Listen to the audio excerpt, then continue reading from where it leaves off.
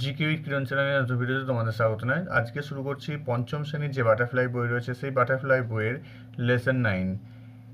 এখানে একটি গল্প রয়েছে দ্য বার্ডস আই। তো গল্পটি আজকে আমরা বঙ্গানুবাদ নিয়ে আলোচনা করব। তোমরা তোমাদের বইয়ের 92 পৃষ্ঠা খুলবে, 92 পৃষ্ঠাতে এই গল্পটি রয়েছে। তো প্রথম থেকে শেষ পর্যন্ত গল্পটি আজকে আলোচনা করছি। এর পরের ভিডিওতে আমরা অ্যাক্টিভিটিগুলো নিয়ে আলোচনা করব। তো চলো ভিডিওটি শুরু করা যাক। কিছু কোশ্চেন রয়েছে প্রথমেই। কি রয়েছে? Here are some statements, if you agree tick right in yes, if you disagree tick right in no. তো এখানে যেগুলো আছে সেগুলো তোমরা একটু দেখো। বলছে I like to read story books. যদি এখানে তুমি গল্পের বই পড়তে পছন্দ করো তাহলে এখানে রাইট চিহ্ন দেবে ইয়েসের ঘরে। যদি না পড়তে পছন্দ করো না তাহলে নোতে রাইট চিহ্ন দেবে। I like two write a story on my own. আমি নিজের গল্প লিখতে ভালোবাসি। যদি ইয়েস হয় তাহলে ইয়েস দেবে, আর যদি নো হয় নো দেবে। I do not like to tell a story to others. আমি পছন্দ করি না অন্যদের গল্প বলতে। সেখানেও তোমরা হ্যাঁ বা নাতে রাইট চিহ্ন দেবে। I do not like to listen to stories. আমি গল্প শুনতে ভালোবাসি না। আই লাইক ঠাকুমার ঝুলি। যদি ঠাকুমার ঝুলি তোমার পছন্দ হয় তাহলে ইয়েস বা নোতে রাইট চিহ্ন দেবে। I like the comics on Nonte Phonte. Nonte ফন্টের যে কমিক্স সেটা আমি পছন্দ করি। যদি ইয়েস হয় ইয়েসে, যদি নো হয় তাহলে নোতে রাইট চিহ্ন দেবে। I have read about Ramayana. আমি রামায়ণ সম্বন্ধে I have heard about Ramayana. আমি রামায়ণ সম্বন্ধে শুনেছি। I have heard about Mahabharat. Mahabharat সম্বন্ধে আমি শুনেছি বা মহাভারতের গল্প শুনেছি। তো এগুলো যদি হ্যাঁ হয় তাহলে রাইট চিহ্ন দেবে, যদি না হয় তাহলে নোতে রাইট চিহ্ন দেবে। তো একবারে সরাসরি চলে যাচ্ছি আমরা গল্পে। দেখো এদিকে গল্পটা আমরা এদিকে বঙ্গানুবাদ করা আছে, সেটা আমরা একটু দেখে নেব। প্রথম দেখো কি রয়েছে, it was a bright and sunny morning. এটি একটি উজ্জ্বল এবং রৌদ্রোজ্জ্বল সকাল ছিল। A large group of young boys gathered in the woodland with their bows and arrows. অল্প বয়সী ছেলেদের একটি বিশাল দল তাদের ধনুক এবং তীরগুলি নিয়ে বনভূমির জমিতে জড়ো হয়েছিল। But they were not just ordinary boys. তবে তারা কেবল কোনো সাধারণ ছেলে ছিল না। They were the 5 Pandavas and the 100 Kauravas.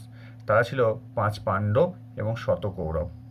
The 5 Pandavas brothers and 100 Kauravas brothers were cousins.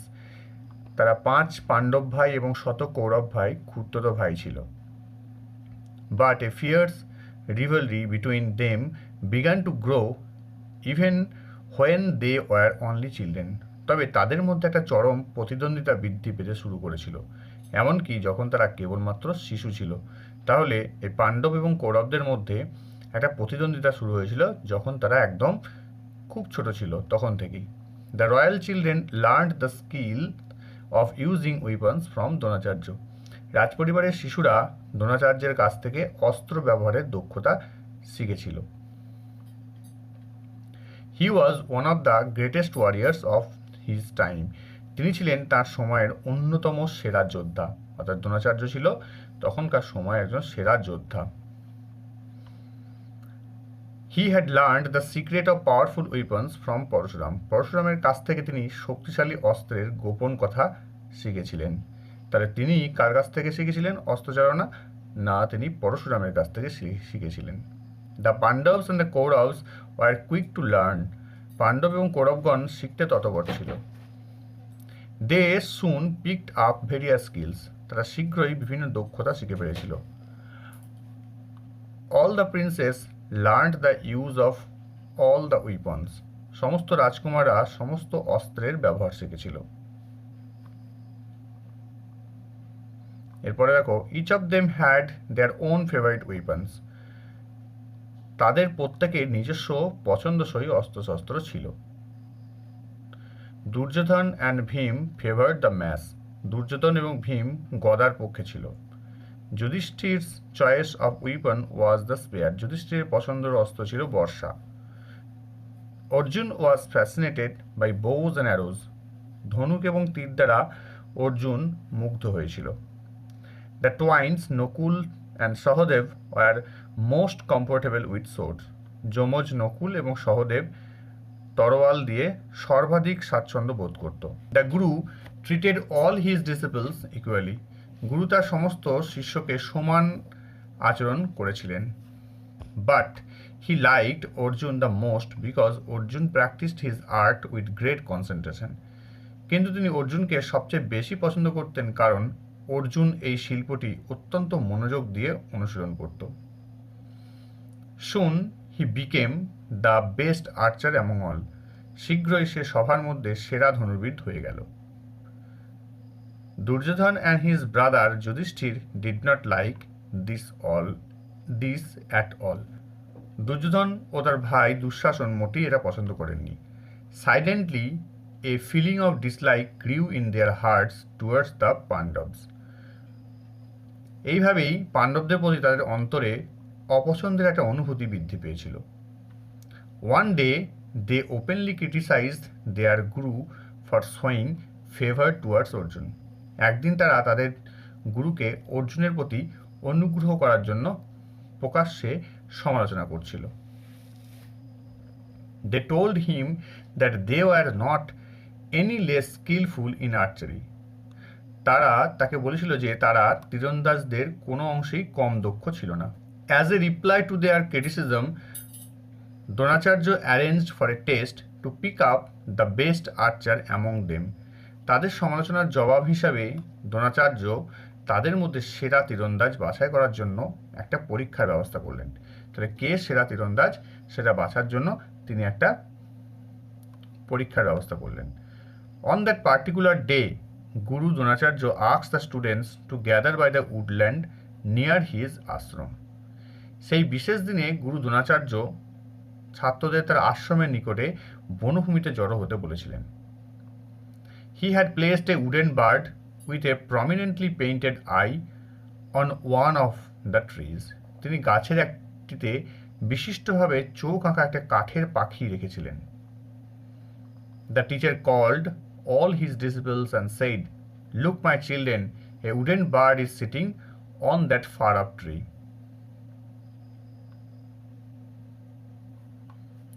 শিক্ষক মহাশয় তাদের সব শিষ্যকে ডেকে বললেন, আমার বাচ্চারা দেখো, ওই দূরের গাছটিতে একটা কাঠের পাখি বসে আছে।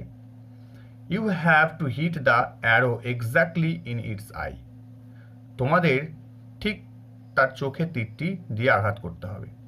Are you ready? তোমরা কি প্রস্তুত? Everyone nodded. সবাই মাথা নাড়িয়ে সম্মতি দিল। First, the eldest Yudhishthir was invited to try his skill.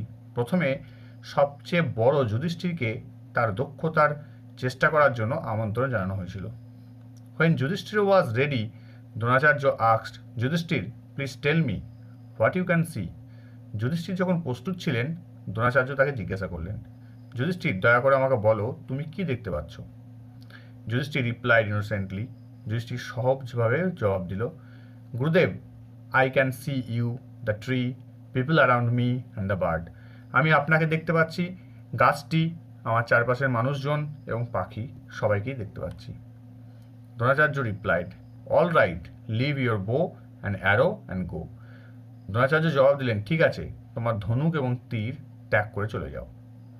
Yudhishthir was surprised but he obeyed his guru. Yudhishthir অবাক হয়েছিল, কিন্তু সে তার গুরুর কথাই মেনে নিল। He silently walked back to his brothers without a question. তিনি নিঃশব্দে কোনো প্রশ্ন ছাড়াই তার ভাইদের কাছে ফিরে গেলেন। Next was the turn of Duryodhan. এরপরে দুর্যোধনের পালা। Duryodhan asked, O the eldest brother of Kaurava, may know what is visible to you at this moment. Dronacharya জিজ্ঞাসা করলেন, ওহো কৌরবদের বড় ভাই, জানতে পারো যে কেমন গতিবিধি তোমার কাছে দৃশ্যমান, মানে তুমি কি দেখতে পাচ্ছ? দুর্যোধন রিপ্লাইড, গুরুদেব, I can see the bird, the tree, the leaves, the fruits and other birds. Duryodhan জবাব দিয়েছিল, গুরুদেব, আমি পাখি, গাছ, পাতা, ফল, অন্য সব পাখিদের দেখতে পাচ্ছি। But before he could complete, Dronacharya said, you can go. তবে সে সম্পন্ন করার আগেই দ্রোণাচার্য বলেছিলেন, তুমি যেতে পারো। Duryodhan was angry. দুর্যোধন রেগে গেলেন। He threw the bow and arrow to the ground and stood aside. সে ধনুক এবং তীরটি মাটিতে ফেলে দিয়ে এক পাশে দাঁড়িয়ে গেল। Similarly, questions were put to Bhim, Nakul, Sahadev and others. এরকম প্রশ্ন ভীম, নকুল, সহদেব এবং অন্যদের কাছ থেকেও করা হয়েছিল। From them, Dronacharya got answers similar to those given by Yudhishthir and Duryodhana. Dronacharya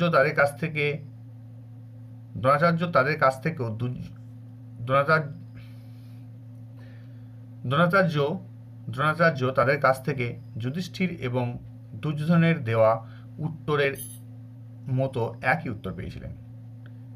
lastly it was the turn of Arjuna. সর্বশেষে অর্জুনের পালা এলো। He was ready with his bow and arrow. সে তার তীর এবং ধনুক নিয়ে প্রস্তুত ছিল।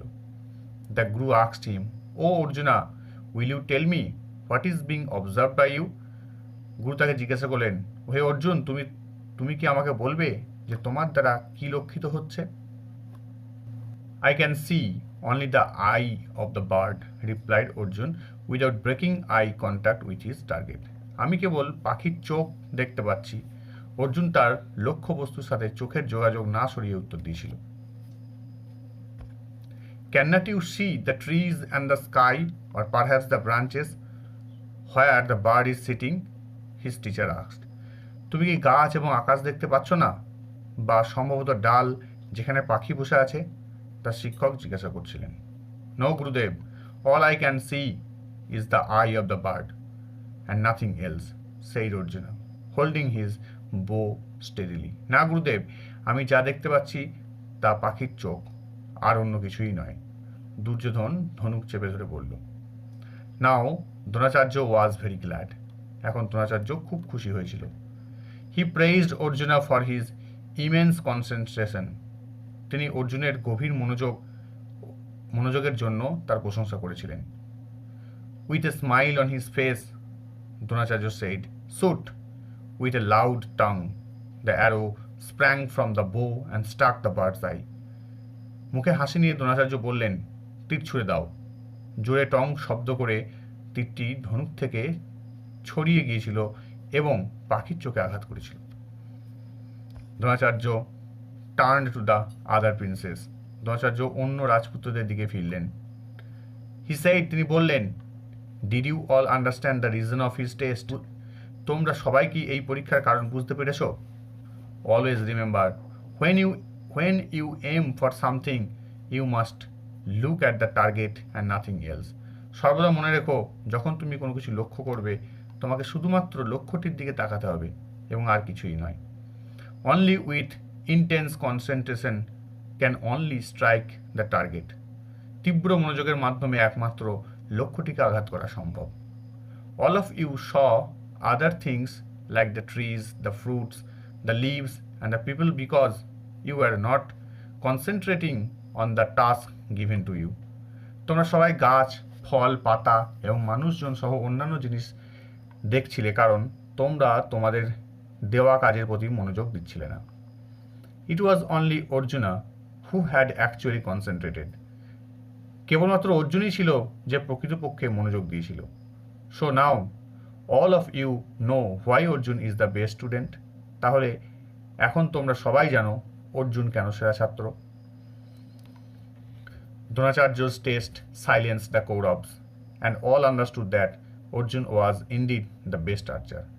দ্রোণাচার্যের পরীক্ষা কৌরবদের নিঃশব্দ করেছিল এবং সকলেই বুঝতে পেরেছিল যে অর্জুন সত্যই সেরা ধনুর্বিদ ছিল।